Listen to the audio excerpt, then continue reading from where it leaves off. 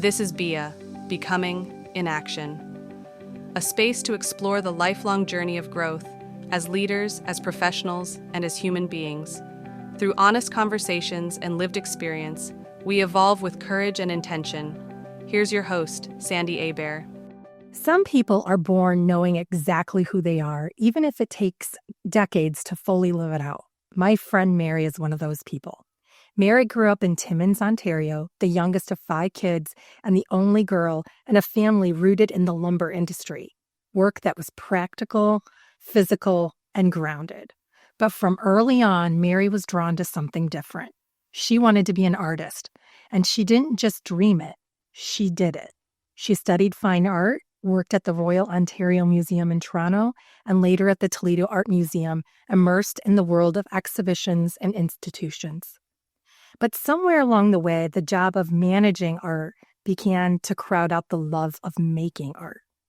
Mary became so focused on the technical details that she lost sight of why she was there in the first place. And in a move that took courage and clarity, she walked away because she needed to leave the museum to love art again. Life unfolded, she raised her children, she weathered a divorce, she remarried. Alongside her husband, Doug, she built a beautiful life, launching a high-end online clothing store, designing interiors, remodeling an old home in downtown Perrysburg into something layered, soulful, and deeply her. Today, she's creating large-scale work that feels both bold and grounded. Art that reflects a lifetime of living, noticing, stepping away, and coming back. I am grateful to have 2 of her paintings in my home, but even more grateful for the friendship that started 25 years ago at the library Storytime and has grown alongside all these seasons. This conversation is about art, not just as a career, but as a relationship, one that changes, deepens, and sometimes waits patiently for us to return. Mary, welcome to the podcast. I'm so excited you're here. Thank you so much for that wonderful intro. You have such a great story. Yeah, such a great story. Thank you. You grew up in Timmins surrounded by the lumber industry, like so practical and physical work. When did you realize you were wired differently and that you wanted to be an artist? It was very interesting upbringing, being the youngest of 5 siblings and the only girl. In our family, my brothers were all very much type A personalities. They were all real go-getters. They were entrepreneurial. They were starting their own businesses, playing hockey in Germany. They were very fearless.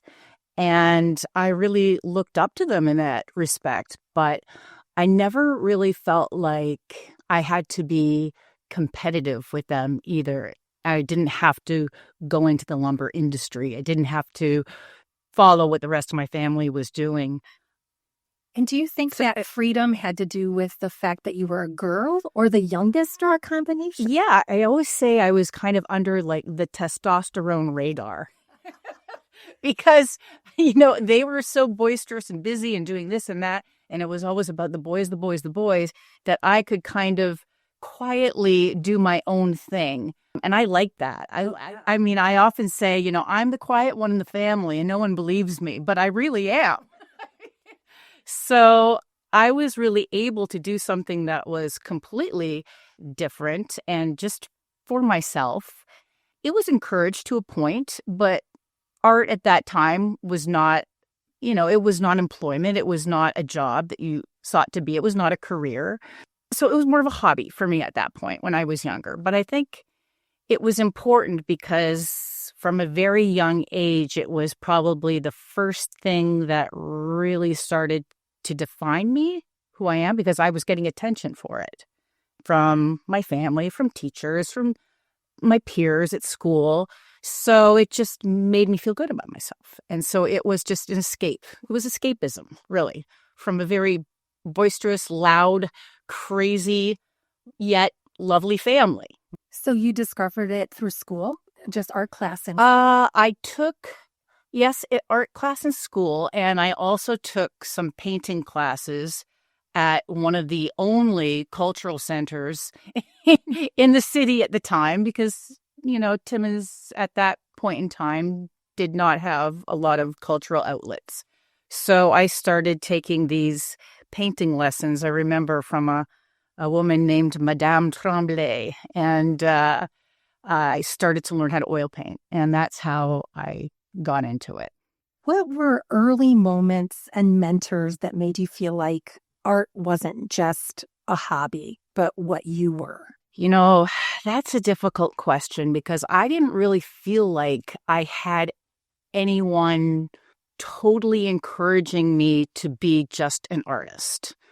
Grew up in a very realistic environment where, as I said before, being an artist isn't a job. It's a hobby. I could say that my art teacher, perhaps from high school, was a person who thought that I had great talent and really helped me to get into York University, to my art school. Friends and family were encouraging to continue with it as a hobby, but nobody really was saying, hey, you need to do this. This is who you are. I had to discover that myself. So when you decided to have it be fine arts to be your major, yeah, what was the feeling around the house? Yeah, that was funny. My father just looked at me and said, "Well, how are you going to make money at that? What are you going to do? Like, what kind of job can you get from this kind of degree? What is a fine arts degree?" It was difficult to try to convince him that this is something that I could do and prosper at. It was so far out of his reality, his world. Absolutely. No one thought you could make a living doing this kind of thing. I mean, so I had to basically tell him, well, it's more like commercial art. If you're commercial art, you can make money. Yeah, I had to put a spin on it. And he said, well, at least while you're there, take some business classes and keep up your French. My dad said, take some business classes, keep up your French, and learn to play golf. It's not all bad advice. Yeah, it's not. It's not wrong. Going to art school and earning a fine arts degree, did art feel freeing at that stage, or did it already start to feel structured? I went to a very competitive art college, York University. Going there in the first place was very stressful.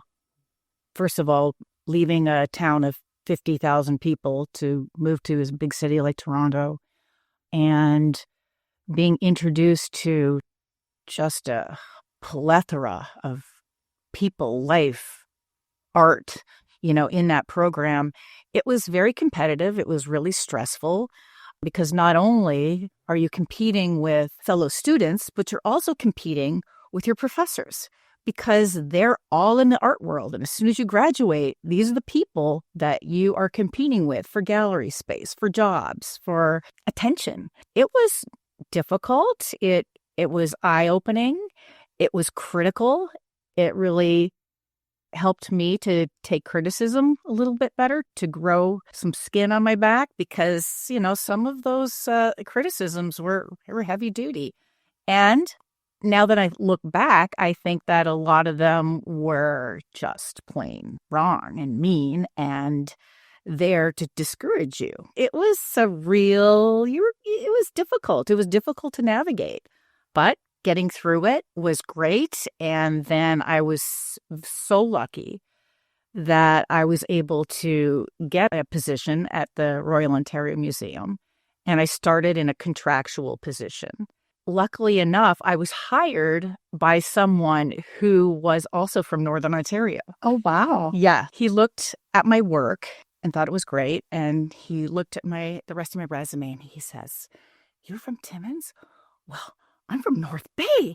And the rest of the interview, we just talked about life in Northern Ontario and how wonderful people are. And anyway, I ended up getting that job, and then that grew into other positions within the museum. You just never know what you're going to make a connection. I know, exactly. So, yeah, I was very, very fortunate. What was it like working at the Royal Ontario Museum, being surrounded by art every day? That's the aspect of the job that I loved probably the most. That and the friends that I made there, because a job's a job, but the people you work with really help make it as well. Absolutely. Working at the ROM and at the Toledo Museum, the best aspect of the job is being around the art. And whenever you're stressed out, you're in meetings, you just have to get out of your office, you need to decompress, you can just walk into any gallery and find a little cozy corner and sit there and just stare at something beautiful. I loved that aspect of working with museums. That's amazing. It was soothing to your soul. It was very, very, yes. And you did have to decompress a lot.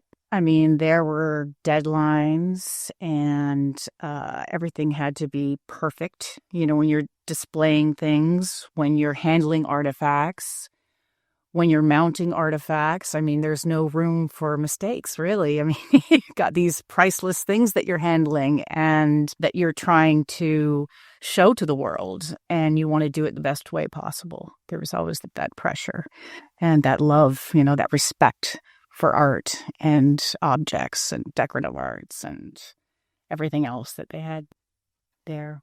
In our disposable world and replacement-oriented world, that's very different mentality and a lot of pressure. Oh, yeah. Yeah, it was. But I enjoyed it. I did. Until I didn't. That's a great segue.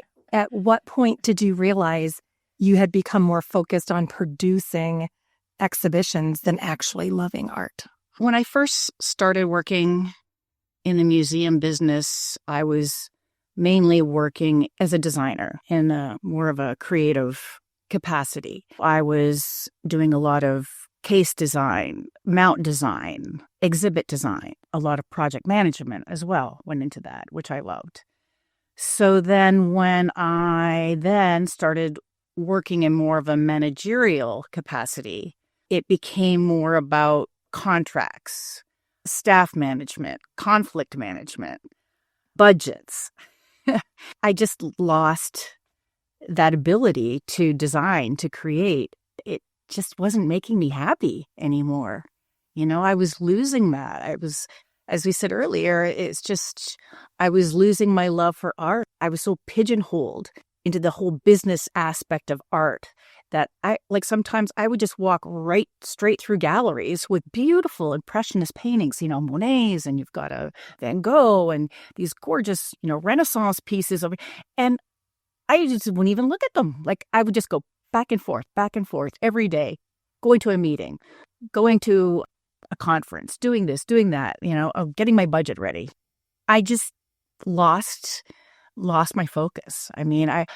I was just taking all this beautiful art, the thing that I had gotten into this industry in the first place for, and I just wasn't appreciating it anymore. I wasn't giving it the love or respect that it deserved. I wasn't getting any enjoyment out of it. It's like these pieces had become commodities and objects and things to sell and display and rent out. And I didn't like that aspect of it. You were on the business side. Yeah, I was totally on the business side. And like I said, a lot of my job at that point, too, is just conflict management. And I could do it and I was good at it, but it just started drilling a hole in my soul. I did not like that. So when my life became more about the in and outs, the numbers, the conflict, I just said, I just don't want to do this anymore. This is not the direction I want to go with my creativity, with my creative needs. This is not fulfilling me. And was that a specific moment or was it more of a slow burn and build up? I think it was probably more of a slow burn. It's like the more you advance in this business, the more business-like it becomes. I just wanted to be creative. I wanted to be creative. I wanted to look at art. I wanted to enjoy art. I wanted to make art. I just wanted to look at it like I had looked at it when I was younger. That enjoyment, that feeling, that euphoria you get when you're just immersed into a piece. Yeah, I just wanted to love it again. Leaving the museum world was a huge decision. How did it feel to walk away from something you worked so hard for? My stress levels subsided, but my ego definitely suffered because I had worked so hard to get to where I was, and I was very good at what I was doing. I would be lying to you to say that I didn't have feelings of, failure, underachievement, not fulfilling my full potential, whatever that was.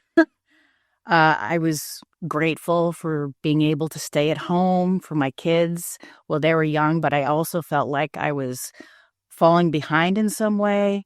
As I saw my peers become more and more successful, I felt more stagnant and irrelevant. It was something I really had to work on.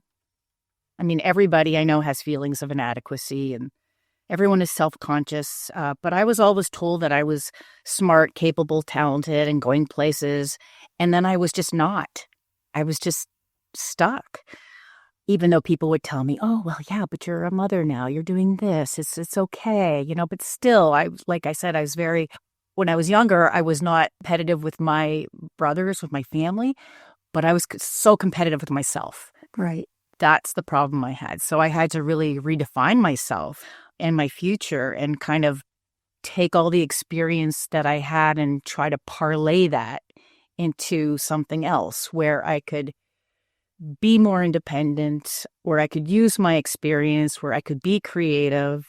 And that's where I started to focus on interior design. And I took my fine arts degree and then I added another degree to it in interior design. And I received that at the New York Institute of Art and Design. It took me 18 months to complete. And then I just did it. And then I just started my own business. And I loved it because I was working with people. I was choosing the people I could work with. Big difference. Huge difference. So if I had a client that I didn't gel with, I could just back away. I loved it because it was creative in that I was developing these environments for people, these wonderful environments, and making people so happy and having great conversations because it's not just about working around a person's aesthetics. It's about working around their lifestyle, them as people. I love that aspect of the job. I loved making people happy.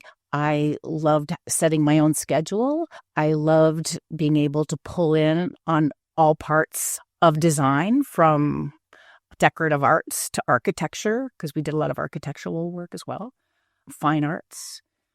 So it was great. And I am semi-retired, but I do a bit of interior design work here and there. So. Still dabble. Still dabble. Oh, yeah. I'll always dabble. That's good. I love it. And you also project managed. Oh, I did. Right? I mean, that was a big component of huge part of it. I love project management. I was very good at it when I worked at the Royal Ontario Museum. I had a great team there. Project management is really great skill set, I think, that I have. I don't think I can do it to the level I used to do it when I was younger, but there's give and take. You're probably more patient now. Yeah, exactly. Some skills ramp up and some diminish a little. And that's okay. And I'm all right with that. Yeah. During the years you were focused on raising your children, where did art fit in? It really didn't, except in the way that I maybe interacted creatively with my children. I really promoted art and art making and creativity with them. And I like to think that my kids are very creative because of maybe that influence that I had on them. I would always paint with them. I would always encourage them to play music. They are creative. I mean, my oldest Hudson, he is a great musician. He plays a lot of different instruments. He records his own music. He produces his own music and others' music. And he's actually quite a good visual artist. I mean, he makes his own album covers, and they're quite good. And Sydney she's a wonderful creative writer. She has a great design sensibility. She paints beautifully. So they've all developed creatively in different ways. I like to think that it's because I really encouraged them to do that. Well, and you're continuing to with grandchildren. Yeah. You just had a granddaughter over. Yes. painted. Exactly. Yeah, exactly. I also have another stepson who is a published author, Johnny, and he continues to do that. I'm very proud of them all. You have a beautiful, beautiful family. Thank you. Thank you. After your divorce, did art feel like a comfort, a question mark, or something you weren't ready to return to yet? I was not ready to return to it. I was kind of in system overload at that point in my life. I was just dealing with a lot of issues with guilt, with moving forward, with identity. Yeah, it was kind of put on the back burner. I always say I'm a very lazy artist, and I am, because I will go like a year or 2 years even without doing anything. And then I'll just produce like 5 pieces in 6 months. I really have to be motivated. And when I am overwhelmed like that, I am not motivated to make art. I just have to kind of sit in my own head for a while, figure things out. Art is like my peaceful, safe space. If I'm experiencing turmoil, I will not sit down and do that. I can't. You are not a tortured artist. Oh, not at all. No, I have never been a tortured artist. I never sit in front of my pieces and think, oh, no, I can't do this. Oh, this is so hard. Oh, this is so difficult. I push through it. That's the nice thing about working with acrylics too, is that it dries quickly. So you can layer and layer. If you don't like something, you can move on to another area. I like to work very spontaneously. I may have like something in the background, maybe a figure that I'm going to do, but I don't know if I'm going to add another one, and I don't know what colors I'm really going to use. I just like to be spontaneous and just kind of move forward and see what happens, and then build it from there. So it's almost like a form of architecture, like you're building and building and building. And if you don't like something, you can knock it down and then build it back up again. But that's kind of how I like to work. It's kind of like a form of automatism, where you're just kind of automatically working through something, not thinking too much about it. I don't like to think too much about it. I don't like to get into my head too much about it. I just like to spontaneously see what comes out of me. So I'm more of an unconscious worker. So you get into a flow and let it happen. Yeah, just let it happen. Let it happen. And sometimes I'm like, I'm not thinking, oh, should I not use this color? Oh, can I not put that dot there? Can I? No. If I'm questioning it, I'll just do it. I don't stop myself. I love that aspect of it. It's so freeing. Oh, it is. It really is. Not editing, just letting it be. Just letting it happen. Yeah. Seeing what comes out. Sometimes it's good. Sometimes it's odd, but it is what it is. You've always loved beautiful things, clothing, interiors, food, people. Yes. How do you see design and art informing each other in your life? I'm going to fully admit that, yes, I am an aesthetic snob, in the sense that I experience happiness, sometimes euphoria, from being surrounded by beautiful, meaningful scenery, objects, fashion, food, architecture, people. I mean, I love that whole immersive environment experience. But at the same time, yes, I love good aesthetics, but they are my personal interpretation of beauty or aesthetics. So, because as we all know, beauty, aesthetics are very subjective. Extremely subjective terms. I will never push anyone to subscribe to my definition of those terms. I mean, I can certainly share why I think something is really beautiful, but no one else has fully shared in my past experiences and have shaped my aesthetic, and vice versa. I'm not going to tell you, well, Sandy, you should not like this picture because it's so and so and so. It's like, but no, maybe you like it because it has meaning behind it. It was your great-great-grandmother's, or there's a story behind it, or, whatever. I mean, and for me, I mean, I can go into Goodwill and find this beautiful little handmade piece of pottery that some maybe high school student made. But I think it's so beautifully crafted and wonderful.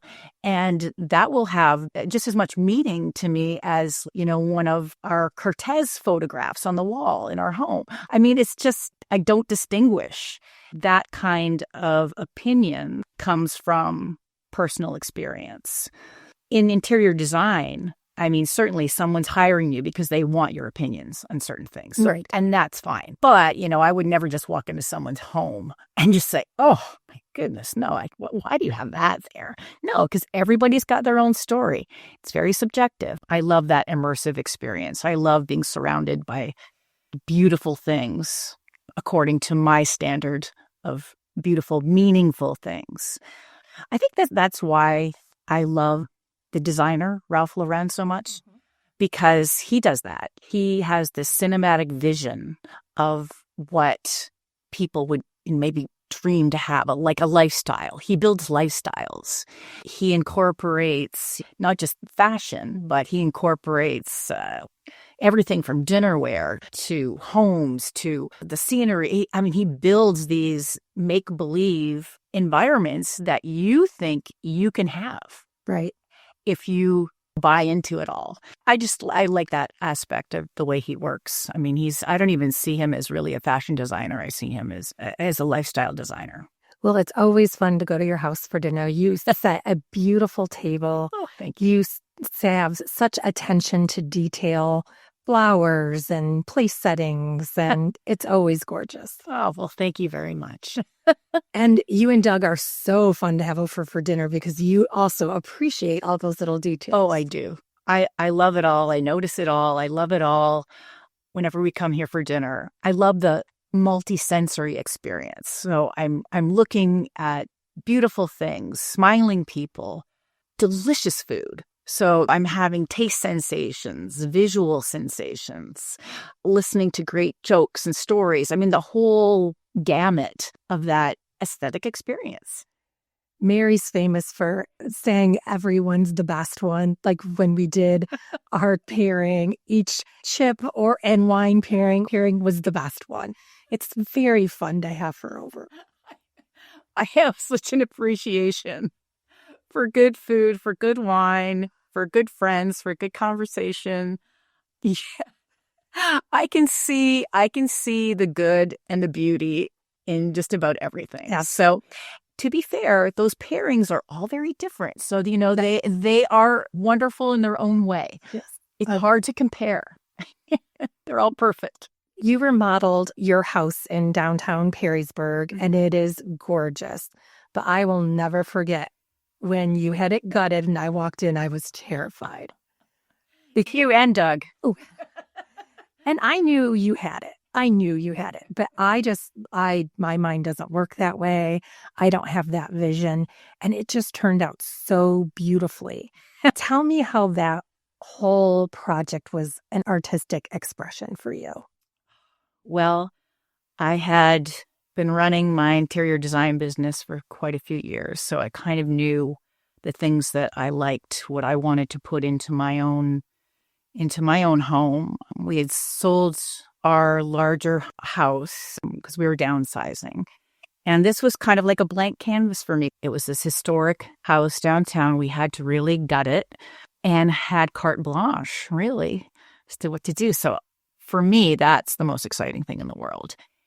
And I have this ability to see things. I mean, I can visualize in my head what something's going to look like, which is really hard to communicate.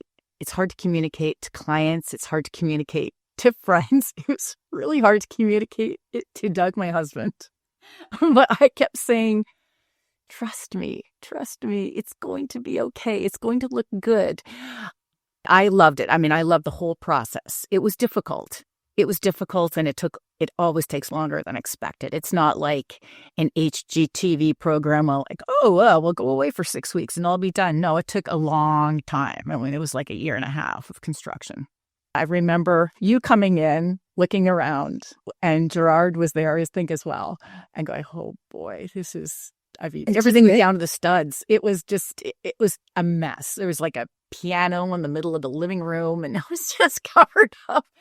And I remember Doug walking in at one point just saying, we're going to have to flip this. I can't live here. I can't picture it. I'm sorry, Mary, but I just can't see it. And I just kept saying, okay, just stay away from the construction site. Stay away from the construction site, and I'll let you know when you can come in, because he couldn't see it and I couldn't explain it. Once it started coming together, it started really coming together. At that point, I said, okay, come on out, come and see it now. Once the kitchen started going into place and the countertops and everything, now Doug is like, oh my goodness, this is like my favorite house ever. And I am sorry I doubted you. And I love living here, and I love the space, and I love the materials, and I love the feel. It's a small home, but it's really comfortable, and it's full of all of our beloved objects and the things we've collected over the years, and the things that our kids have made. And I love it. It's got kind of a modern cottagey feel, maybe. I don't know how to explain it, because my sense of personal design is extremely eclectic. It is such a beautiful space. And you're right, it is small, but you laid it out so beautifully. It's wonderful for entertaining. It's so cozy and comfortable. And you have such a great outdoor space. Yeah. Very fun. We love it. Yeah, we do. We love it. How do you define beauty now compared to earlier in your life? Yeah, this is always a question that I think everybody struggles with. Of course, when you're younger, your definition of beauty is more superficial. Now, I think it's really about being comfortable in your own skin, comfortable with your life choices, comfortable in your environment, feeling healthy, feeling happy, or garnishing moments of happiness when you can, My definition has become much less physical and more metaphysical. Yeah, I think it's just kind of being happy in your place, being present, loving yourself. Yeah, really. And it's been fun to go through these stages of life with you, because I feel like we both are kind of at our happiest we've ever been now. Yes. Which is really fun to be able to realize. 25 years we've known each other. That's a long time. Mm-hmm. Yeah, that's a long time. And yeah, we've seen each other grow and struggle and redefine ourselves. Again and again. Again and again. And yeah, and I think we're both in really good places right now. Not to say there's not adversity in our lives. There always is. There always is. But I think it's the way we approach things and handle things and lean on each other. That's one thing that I've learned, is to lean on, be more open with people, open with my friends. I think at this point in my life, I feel like I'm more loved than ever, from my husband, my children, my family, my friends. I'm just really feeling the love lately. And because of that, I'm giving it right back. It's just...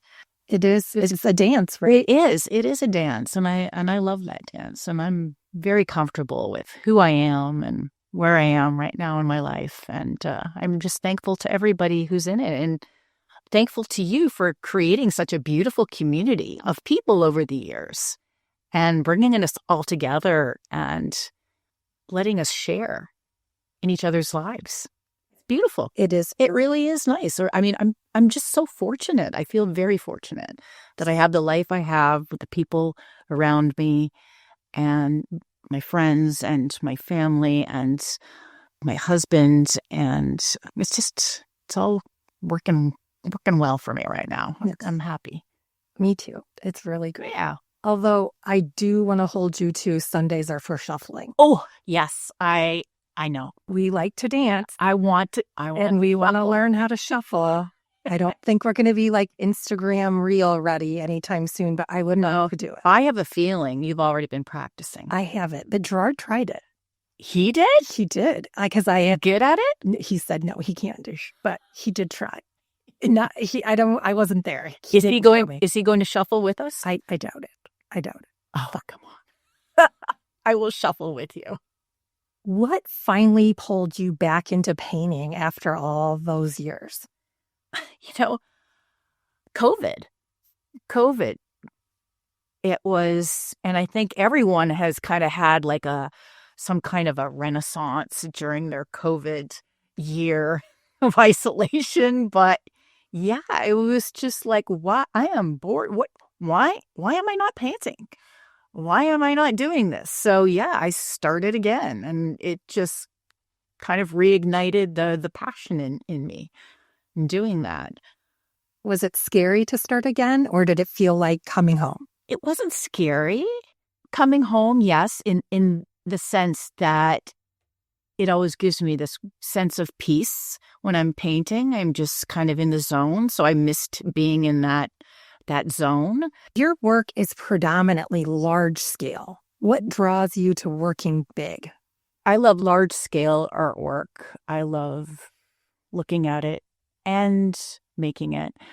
I've always been really attracted to, I guess, the larger scale works like a Jackson Pollock or Mark Rothko, because those large paintings really suck you into their environment. When you're standing in front of them in a museum, I mean, they really pull you in. And I love that feeling. I love being enveloped in the environment of the painting. So I guess that's why I love those large scale works. And I don't know, I just when I make things that are smaller, they just don't seem to live as much as the larger pieces. If that makes any sense. Yeah, I know. Your pieces are immersive. They are. I do. I mean, I love immersive art. Yeah, anything large scale. I just like the Frank Stellas and a lot of stuff. I can go on and on about artists and art and what I love and what I don't love. But how does painting now differ emotionally from painting when you were younger? It's interesting because when you're younger, especially when I was in art school, I minored in art history. When you were studying art history, it's all about being basically told what is important, what is worth discussing, what is worth publishing, what is considered good art, what will be good art 500 years from now. You're taught to think a certain way. Everything's a value judgment. Yeah, everything. You're taught to think a certain way. And then when you get out and you're making art when you're younger, you're always thinking of these art historical influences, or I need to be more like this person, or I need to follow this person, or this is important, or if I don't make my art this way, it's going to be irrelevant. I need to do it the way that the abstract expressionists did it, like Motherwell or whatever, or it's just not going to be good. People will not be talking about it. It will not get attention. But then when you get older, you just say, that's just ridiculous. I'm going to do whatever I want, however I want to, because that's my experience. How do you put personal experience into something if you're always copying or emulating what someone else has done in the past? You can't make art that way. I don't think so. I mean, some people can, but I can't. So now I do what I want to do, what I feel. I mean, I'm really fortunate in that I can produce art that way. I don't do commissioned pieces or anything like that. I just do art because I love to make art. I don't need to make money off of it, although it would be nice to. Of course, I have that freedom.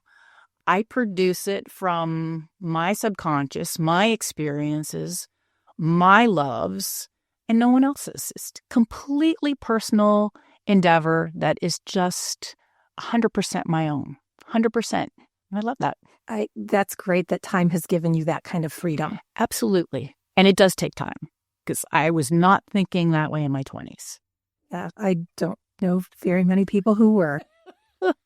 Well, we're also hard on ourselves. When we're younger, we still are hard on ourselves, but, we're a little more forgiving now. We are. What would you say to someone who feels disconnected from the thing they once loved? I would say go back to your childhood and think of all the things you loved to do when you were a kid. I mean, whether it be art or singing or running around the block. It doesn't matter, building things and doing. What gave you joy when you were younger? Unabashed joy. Joy it's not someone, an adult saying, oh, you need to do this or here, do that. No, something that you picked up by yourself that you enjoyed when you were younger and implement that in your life somehow, rediscover it. That's fantastic advice. Rediscover it. If it gave you joy when you were a little kid, it's going to give you joy now. Absolutely. It might be in a different form, because if you, enjoyed jumping on the trampoline, I mean, you can't really do that. Right. Maybe a little mini one. What a mini one. Yeah. Exactly. If art had a voice, what do you think it's been asking of you over the years?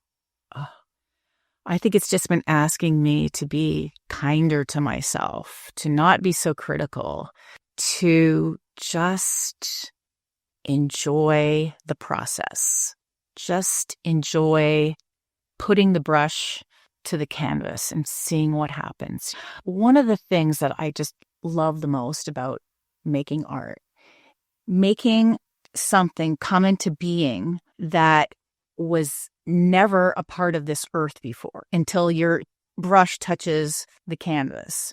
So making something from nothing and then bringing it into this world, it's about creation, but then it's also about legacy.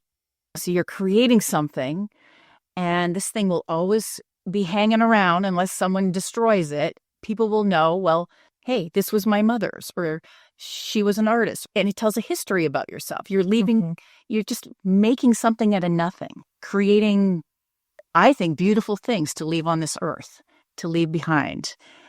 I love that aspect of art. I love it. I'm sure people who make music feel the same way. It's like just coming up with a song, inventing things. Yes. Creation and legacy. Love that aspect of art. When you look at your paintings hanging in someone else's home, what does that mean to you? It's a really special feeling because these people it's really special because these clients have agreed to put a piece of you in their home, a representation of you in their home. A piece of my heart is in the home. And it's very humbling because it's like, wow, I feel special enough, honored enough that these people have part of me represented in their home. And I love that. It just makes me feel wonderful.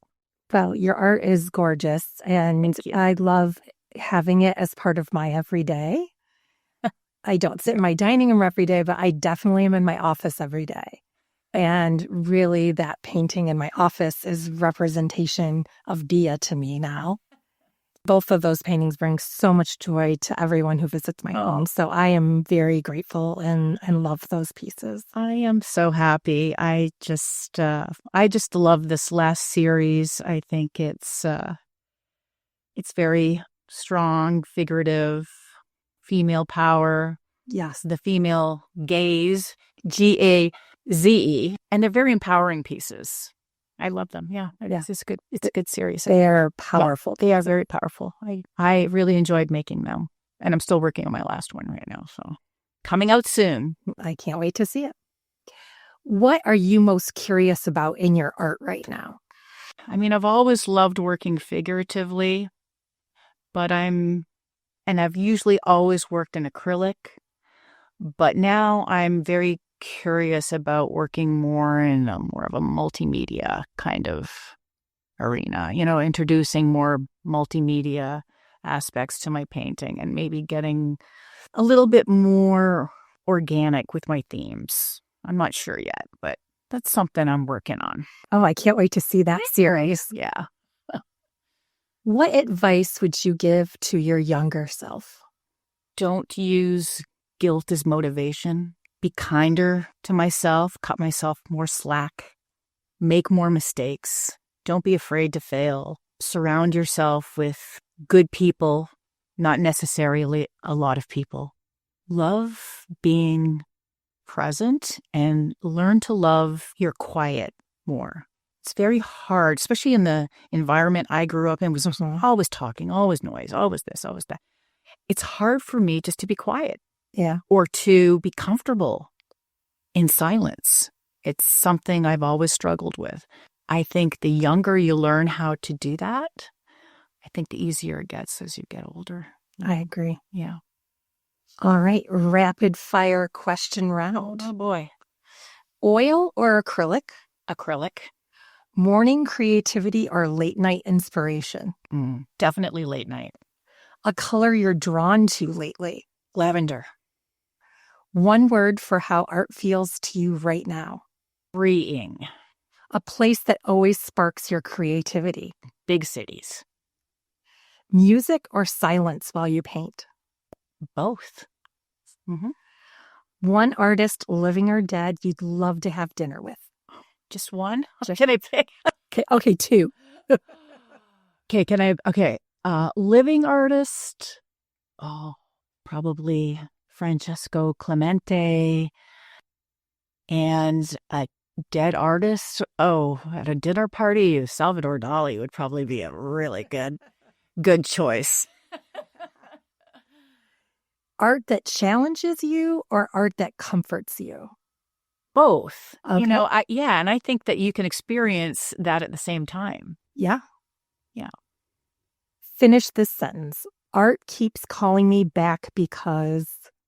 It has always been my safe space.